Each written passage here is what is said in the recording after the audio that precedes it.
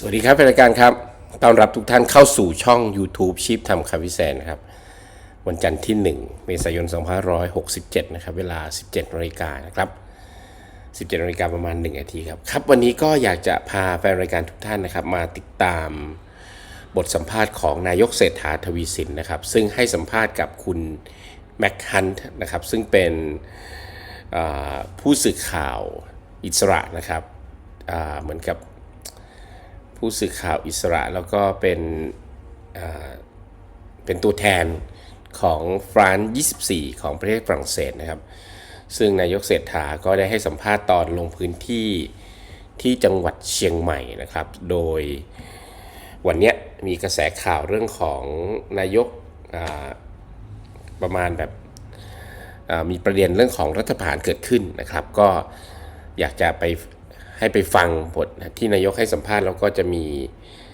ซับไตเติลด้วยนะครับซึ่งคุณแม็กเนี่ยก็เป็นผู้สื่อข่าวนะครับอยู่ที่เมืองไทยนี่แหละนะครับแล้วก็เมื่อ58 นาทีที่แล้วก็บอกว่าพรุ่งนี้วันที่2สุทธิชัยหยุ่นจะขอสัมภาษณ์นะครับเกี่ยวกับที่ได้สนทนากับนายกเศรษฐานะครับเดี๋ยวเรามาติดตามนะครับเพราะว่า Executive Thailand 13 Prime Minister ได้แบบเป็น Exclusive สัมภาษณ์นะครับกับนายกเศรษฐานะครับมีซับไตเติลไปติดตามฟังกันดีกว่านะครับเพื่อไม่ให้เป็นการเสียเวลา The French president. What did you discuss? Hello and welcome to France24, where in Chiang Mai today I am joined by Thailand's 30th Prime Minister, Mr. Srettha Thavisin. Mr. Thavisin, thank you so much for your time. Thank you.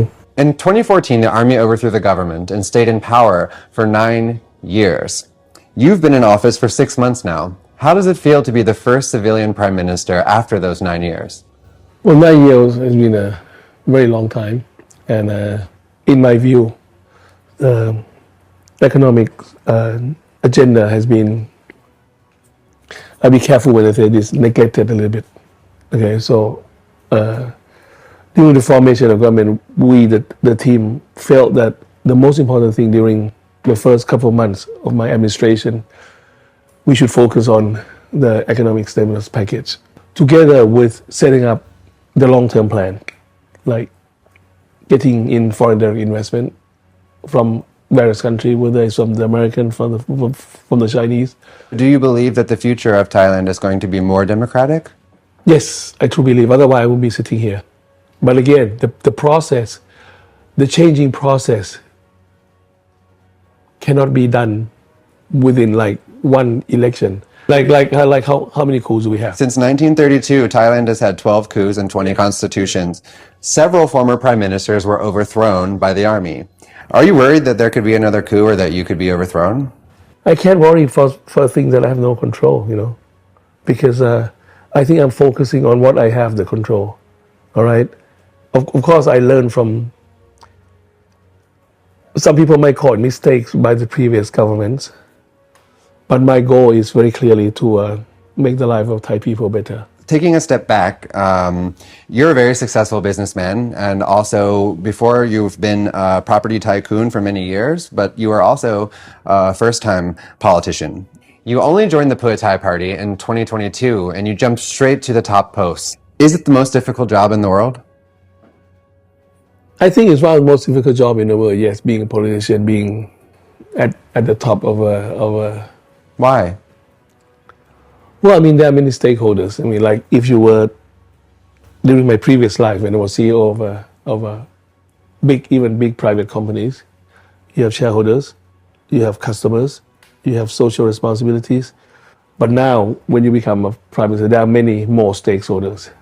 The press, or establishment, the people, the MPs, the militaries, the NGOs.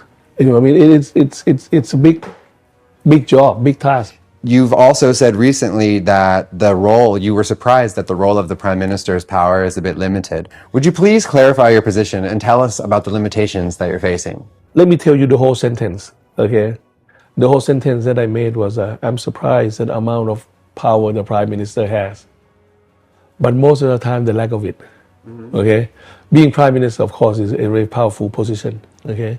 And in certain things you feel that you have a lot of powers, but in many things, in many cases, during the, like for example, issuing the regulation, the new law being passed, it required many factions to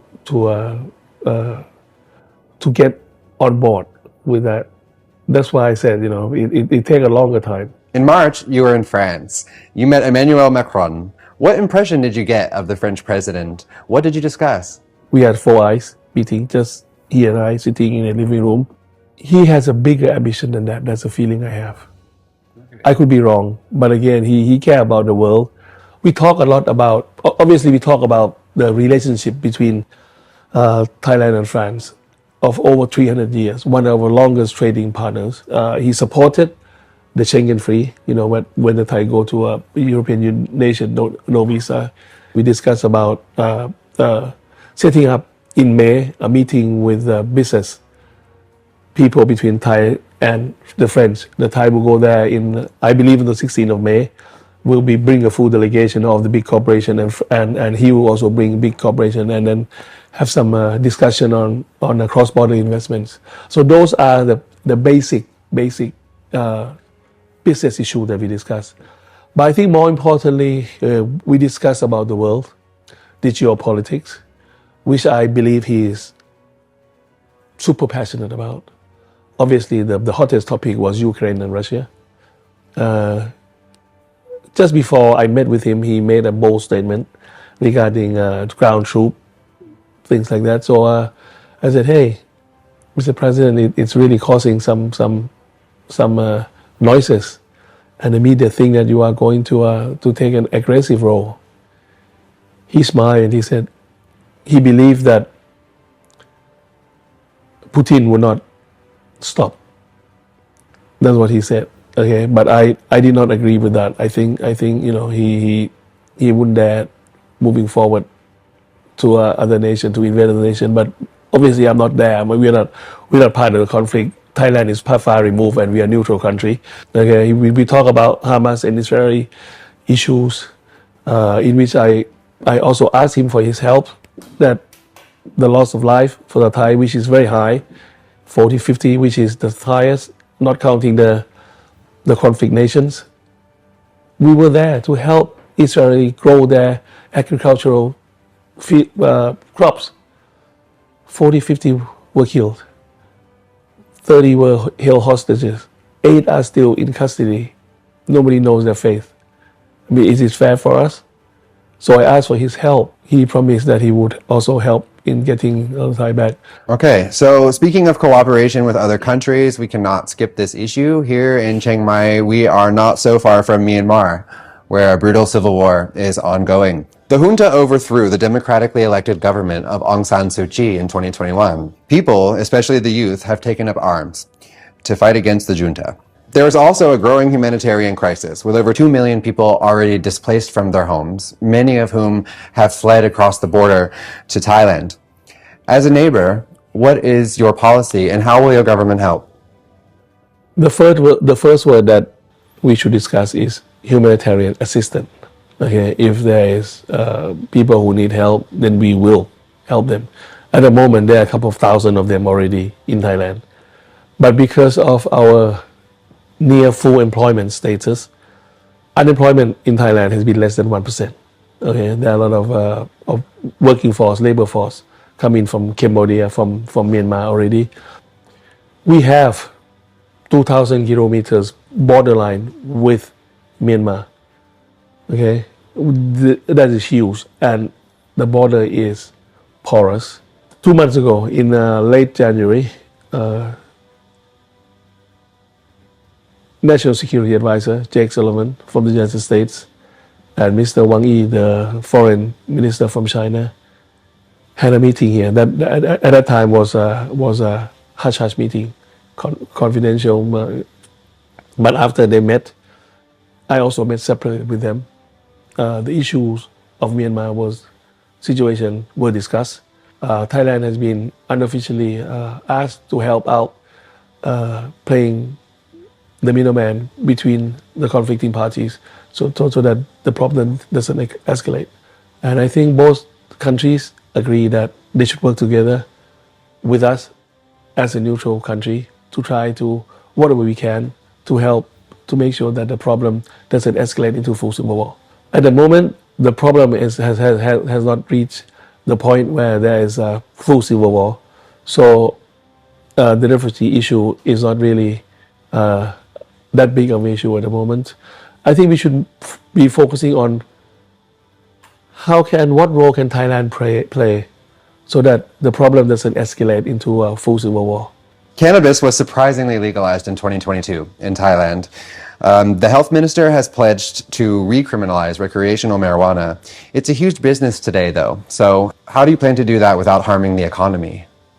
I think harming the economy is a strong word. I don't think it would harm the economy because by legalizing the cannabis, I think that's very harmful to the economy.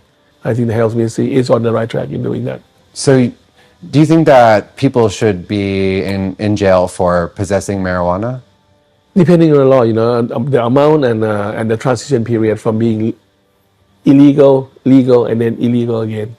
So you need to give them the runway. But you think that there will be no impact on the massive business of legal marijuana in Thailand? I don't think there's a massive business at the moment. I think the massive result from legalizing it is going to be negative, massive repercussion to the people of Thailand. Thank you so much for your time, Mr. Prime Minister. Thank you.